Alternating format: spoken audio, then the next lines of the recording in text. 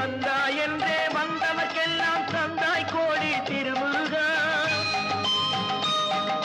சிந்தாமணியே செவ்வே உன்னை கண்டது போதும் வடிவழகா